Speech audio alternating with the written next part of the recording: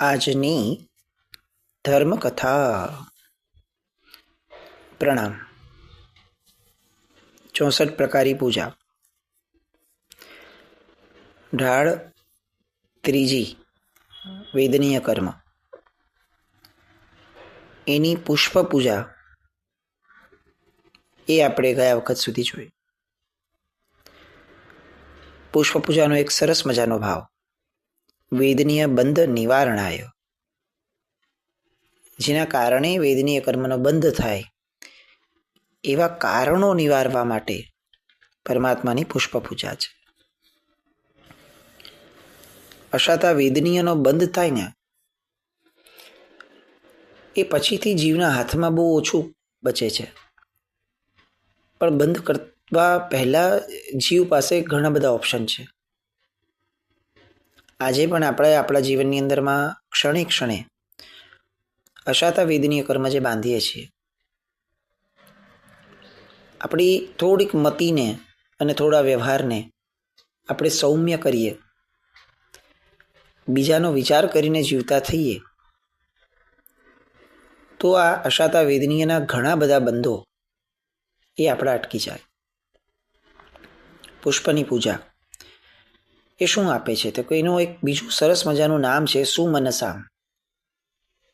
એટલે શું કે સારું મન એ પુષ્પ આપે છે. પરમાત્માને પુષ્પ ચડાવતી વખતનો આ ભાવ છે કે ભગવાન, આનું નામ સુમન છે, પણ આને ચડાવવા દ્વારા હું માંગુ શું? તો કે મારું માંગવું એ છે કે મને સુમન આપ. તને સુમન આપું છું, તું સામે સુમન મને આપ. આવા અનેક ભાવો, રહસ્યો જે 64 પ્રકારની પૂજાની અંદરમાં પૂજ્ય વીર વિજયજી મહારાજ સાહેબે મૂક્યા છે. રોજ વાંચીએ, કેટલાક દિવસથી ચાલે છે, આમ હાથમાં લઈએ ને એવું થાય કે આ અપરાધ હતો કે આટલા વર્ષો સુધી આપણે પૂજાના ભાવો માટે ક્યાંય ફાંફા ન માર્યા. જેને ખરેખર કોઈ વસ્તુમાં રસ હોય ને એના ઊંડાણમાં જવા, એના વિશેની વસ્તુઓ જાણવા માટે હંમેશા ક્યાંક ને ક્યાંક પ્રયત્ન કરે. પરમાત્માની પૂજા એ આપણું રોજિંદુ જીવનનું અંગ છે, અને તેમ છતાં એના ભાવો પાછળ આપણી મહેનત કેટલી એ બહુ મોટો પ્રશ્ન છે. ધૂપ પૂજા ચોથી આવી. ઉત્તરાધ્યાયને સ્થિતિ લઘુ અંતર્મુહૂર્ત કરાય, પન્નવણામાં બારતે શાતા બંધ સફરાય.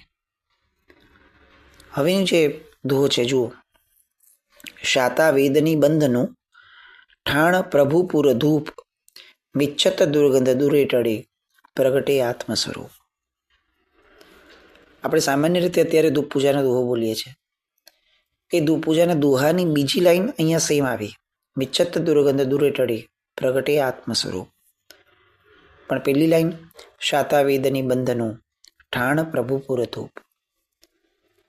ચોક્કસ કદાચ ક્યાંકથી પણ અલગથી આ બીજો આયામ પણ પ્રગટ્યો હોઈ શકે આ દુહાનો, જે અત્યારે આપણે વર્તમાનમાં બોલીએ છીએ તે. પણ ધૂપ પૂજાના આશય સાથેનો દુહો આ પૂજ્ય વીર વિજયજી મહારાજ સાહેબે પોતે રચેલો. ધૂપ પૂજા શા માટે કરવાની? તો કે શાતા વેદનીય કર્મનો બંધ થાય છે ધૂપ પૂજા દ્વારા. શાતા વેદનીય કર્મનું સ્થાન છે ધૂપ પૂજા. કઈ રીતે એની વાત પણ જેમને પણ આ આયામ ફાવતો હોય, ગમતો હોય, એમની માટે આ એક દુહો આ બોલવા જેવો ખરો. આપણા આશયોને અલગ એક નવું લેવલ આપવા માટે આવા દુહાઓ બહુ આપણને ઉપયોગી બની શકે એવા છે. ફરીથી, શાતા વેદની બંધનું ઠાણ પ્રભુ પુર ધૂપ, મિચ્છત દુર્ગંધ દૂરે ટળે, પ્રગટે આત્મ સ્વરૂપ. હવે અહીંયા ઢાળ શરૂ કરે છે, અને આ બહુ આશ્ચર્યની ઘટના છે. આપણામાંના ઘણા બધા જીરણ શેઠના નામને ખાસ જાણતા હશે, અને એનું એક સ્તવન ઘણી બધી જગ્યાએ બોલાતું હોય છે. હવે પ્રચલિત બહુ થયું છે કેટલાક સમયથી. ચૌમાસી પારણું આવે, કરી વિનતી નિજ ઘર જ આવે, પ્રિયા પુત્રને વાત જણાવે, પટકૂળ જરી પથરાવે, મહાવીર પ્રભુ ઘેર આવે. જીરણ શેઠજી ભાવના ભાવે, મહાવીર પ્રભુ ઘેર આવે. આ કાવ્ય ઘણી બધી જગ્યાએ અત્યારે સ્તવન સ્વરૂપે ગણાય છે. અને મજાની વાત એ છે કે પૂજ્ય વીર વિજયજી મહારાજ સાહેબે રચેલી વેદનીય કર્મની ત્રીજી ઢાળની ચોથી ધૂપ પૂજાનું ગીત પણ આ જ છે, એક્ઝેક્ટ આ જ. પ્રશ્ન થાય કે ધૂપ પૂજાની ઢાળની અંદરમાં ફક્ત જીરણ શેઠની જ ભાવનાઓ કેમ લખી હશે? આપણે જીરણ શેઠનું આખું દ્રષ્ટાંત જ્યારે કથાનકના વિવેચન જોયા હતા ત્યારે આપણે લીધું હતું આખું. શાતાવેદનીય બંધનો બહુ મોટો ભાગ, બહુ મોટો પ્રભાવ એ આ જીરણ શેઠે જે ભાવનાઓ ભાવીને એના આધાર ઉપર છે. ઉત્તમ તત્વોની ભક્તિ જેટલા ઉત્તમ ભાવથી થઈ શકે એટલો ઉત્તમ કર્મબંધ, શુભ કર્મનો બંધ ગણાય. આપણે અત્યારે ઉત્તમ દ્રવ્યોના આધાર ઉપર ચાલીએ છીએ, પણ એકલા દ્રવ્યોથી શું થવાનું? એકલો વ્યવહાર તો કોઈ દિવસ મોક્ષ નથી આપતો, તો એકલો દ્રવ્ય એ શું આપશે? દ્રવ્યની સાથે એટલું જ ઉત્તમ ભાવનું પ્રમાણ હોવું જ જોઈએ. અને ભાવ એ પણ સાવ ઉપર છલ્લા ન જોઈએ. આપણે જીરણ શેઠના દ્રષ્ટાંતમાં જોયું હતું ને આમાં પણ પંક્તિઓમાં આગળ વધીએ ને તો ખ્યાલ આવશે કે પ્રભુ આવે ત્યાં સુધીના ભાવો અટકી નથી જતા એમના. પ્રભુ આવશે એવી કલ્પના ચિત્ર જ્યારે એવું એમનું ઊભું થાય છે ત્યારે કલ્પના ચિત્રમાં પણ વિચારે છે કે પ્રભુ મારા ઘરે પારણું કરવા આવશે, પછી શું? પછી હું પરમાત્માની જીન પૂજા રચાવીશ, પછી પ્રભુને વળાવવા જઈશ, પછી હાથ જોડીને ઊભો રહીશ, નમીશ, વંદીશ. એની પછી કે પ્રભુ જ્યાં સુધી રજા ના આપે ત્યાં સુધી હું પાછો નહીં જાઉં. અને પ્રભુ કેમ રજા આપે? કારણ કે મેં માંગણી કરી જ નથી, તો હું પાછો જ નહીં જાઉં. એટલે શું? તો કે હું દીક્ષા લઈ લઈશ. પછી દીક્ષા લઈને તો દયા, દાન, ક્ષમા, શીલ આ બધાને ધારણ કરીશ. અને એની પછીથી આગળ વધતા વધતા એ પરિણામની ધારામાં આગળ ચડે છે કે મારું પછીનું જીવન કેવું હશે. આ કલ્પના જ, કારણ કે પોતે હજી તો ક્યાંય નથી ગયા અને ભગવાનનું પારણું તો થયું જ નથી પાછું એમને ત્યાં. પણ તેમ છતાં આ કલ્પનાઓએ એમને 8મા દેવલોક, એમને 12મો દેવલોક આપ્યો. અને શાસ્ત્રકાર ભગવંતો એવું કહે છે કે વીર વિજયજી મહારાજ સાહેબ પણ આ વસ્તુ કહે છે કે જો એ સમયે દેવદુંદુભીનો નાદ ન થયો હોત અને એમનું ધ્યાન વિચલિત ન થયું હોત તો આ જ ધ્યાનમાં એ કેવળ જ્ઞાન સુધી પહોંચ્યા હોત. તો આ ઉપનય દ્વારા, આ આલંબન દ્વારા પંડિત વીર વિજયજી મહારાજ સાહેબ કહે છે કે આપણી ઉત્તમ કલ્પનાઓ, ઉત્તમ ભાવો એ ઉત્તમ શાતાવેદનીય બંધ એનું કારણ છે. અને આખી ધૂપ પૂજાની ઢાળ. હવે પાછળથી એક કાવ્યની અંદરમાં એમણે બહુ સરસ ભાવ સંસ્કૃતની અંદરમાં લખ્યો છે. અગુરુ મુખ્ય મનોહર વસ્તુના સ્વનિરૂપાધિ ગુણોદ વિધા વિના પ્રભુ શરીર સુગંધ હેતુના રચય ધૂપન પૂજનમ અર્હત. નિજ ગુણ અક્ષય રૂપ સુધૂપનમ સ્વગુણઘાતમલમ પ્રવિકર્ષણમ વિશદ બોધ મનંત સુખાત્મકમ સહજ સિદ્ધમહમ પરિપૂજયે. બે અલગ શબ્દો આપણા સામાન્ય પ્રવાહથી. એક, પ્રભુ શરીર સુગંધ હેતુના રચય ધૂપન પૂજનમ અર્હત. ધૂપની પૂજા શા માટે? પ્રભુના શરીરની સુગંધની હેતુ છે. પ્રભુનું શરીર સુગંધિત છે, એને કંઈ બીજા બહારના સુગંધની જરૂર નથી. પણ મને એવા ભાવ થાય છે કે જેમ મારા દેહની દુર્ગંધને ટાળવા મારે કેટલી બધી વસ્તુઓ એ ટાળવા માટે ઊભી કરવી પડે છે. એના પુરુષાર્થ, એનો પ્રયત્ન હું આખા જીવનમાં કરતો હોઉં છું. પ્રભુનો તો દેહ જ સુગંધી છે, પણ મને એવો ભાવ થાય છે કે હું જેટલા સુગંધી દ્રવ્યો છે શ્રેષ્ઠ આ જગતના, એ બધું હું પ્રભુની પાસે. કેમ? એક આશય બહુ સરસ, એક ભાવ દ્રવ્ય પૂજાઓ માટેનો છે. એમાં એક વાત બહુ સરસ છે કે ધૂપ પૂજા શા માટે આટલી સ્ટ્રોંગ કરવાની વાત મૂકી કે અગરુનો જ ધૂપ હોવો જોઈએ. કારણ કે એની સુગંધ એટલી બધી પ્રભાવક છે કે આપણા મનના પરિણામને પણ બદલાવી દે છે. નબળા વિચાર, નબળી કલ્પનાઓ એ ફક્ત અગરું ધૂપ એકદમ વ્યવસ્થિત પ્રગટ્યો હોય એટલા વાતાવરણ માત્રથી પણ દૂર થઈ જાય છે. તો ધૂપ પૂજા આટલી બેસ્ટ શા માટે? કારણ કે આપણી ભાવ પૂજા બેસ્ટ થાય એટલા માટે. તો 2 શબ્દો, પ્રભુ શરીરે સુગંધ હેતુના, અને બીજો શબ્દ નિજ ગુણો અક્ષય રૂપ સુધુપન. ભગવાન, મારા અનંત ગુણો એ પણ એટલા જ સુગંધી છે જેટલા સુગંધી આપનો આ દેહ છે, આપ છો. તો ધૂપ પૂજાના 2 આશયો આવ્યા. એક, પ્રભુના દેહની આસપાસ, પ્રભુના વાતાવરણની આસપાસ સુગંધ થઈ જાય એ માટે. અને બીજું, મારા જે અક્ષય ગુણો મારી અંદર પડ્યા છે એમાંથી પણ એ શુભતા એ પ્રગટ થાય વહેલામાં વહેલી તકે, એ માટેની આ ધૂપ પૂજા છે. મિચ્છત દુર્ગંધ દૂર ટળી પ્રગટે આત્મ સ્વરૂપ. અને છેલ્લે મંત્ર લખે છે, ઓમ રીમ શ્રીમ પરમ પુરુષાય પરમેશ્વરાય જન્મ જરા મૃત્યુ નિવારણાય શાતા બંધાપહારાય શ્રીમતે શ્રી વીરજીનેન્દ્રાય ધૂપમ યજામહે સ્વાહા. આ ધૂપ પૂજા ચોથી. એની પછી આવે છે 5મી દીપક પૂજા, વેદનીય કર્મની 5મી દીપક પૂજા. એનો આશય પેલી 2 લાઈનમાં દુહામાં લખે છે, શાતા બંધક પ્રાણિયા દીપે એણે સંસાર તેણે દીપક પૂજા કરી હરિએ દુઃખ અંધાર. દીપક પૂજા શા માટે?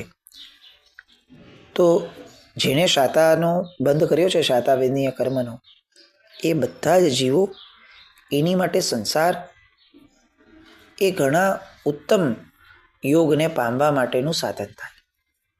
આપણે આમ સિમ્પલી વિચાર કરીએ કે આપણે જ્યારે બીમાર હોઈએ છીએ અથવા કોઈ પણ તકલીફમાં હોઈએ છીએ, એવા સમયે સારો વિચાર લાવવો કેટલો કઠિન છે. તો ભગવાન આગળ સુખ માંગ્યું શાતા વેદનીયનો, પણ આશય શું? કે ભગવાન, મારે સંસારથી પાર ઉતરવું છે, તો એની માટે મને અનુકૂળ વાતાવરણ જે બહારનું જોઈએ, એ વાતાવરણ માટે મને શાતા વેદનીય બંધનો ઉદય આપશે. એટલા માટે નહીં કે હું સુખેથી રહું, જલસા કરું, મારું શરીર સારામાં સારું રહે, હું કોઈ પણ પાપ કરી શકું આ શરીર દ્વારા, એટલા માટે ભગવાન મને સારું શરીર આપશે, સારી અનુકૂળતા આપશે. ના. અને આપણે ત્યાં કર્મનો બંધ છે ને, એનો મૂળ આધાર આશય છે.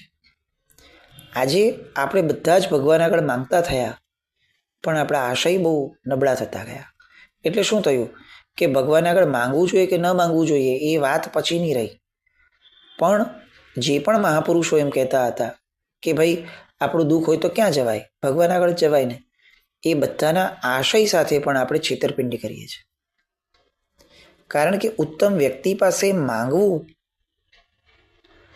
એની પણ એક કળા છે કે કેમ માંગવું, કઈ વસ્તુ માંગવી.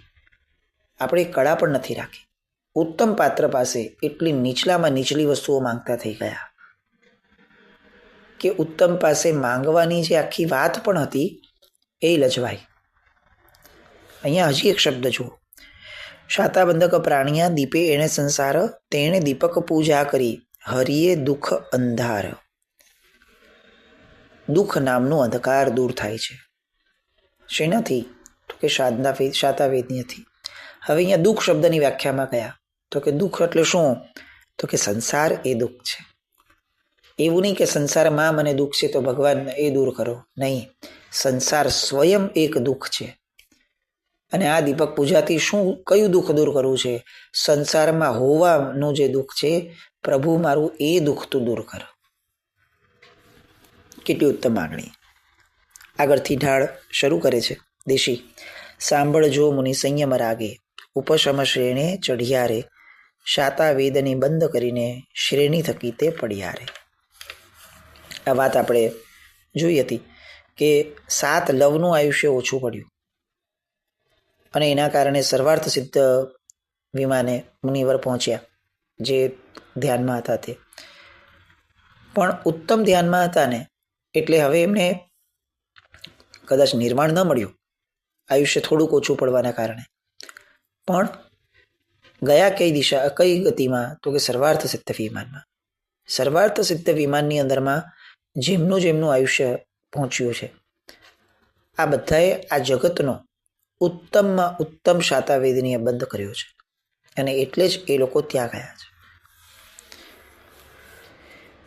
શૈયામાં પોઢ્યા, હવે કેવી રીતે એ શું કરે છે? હવે ત્યાં શૈયામાં પોઢ્યા નિતરે હવે શિવ માર્ગ વિસામો રે, નિર્મળ અવધિ નાણે જાણે કેવડી મન પરિણામો રે.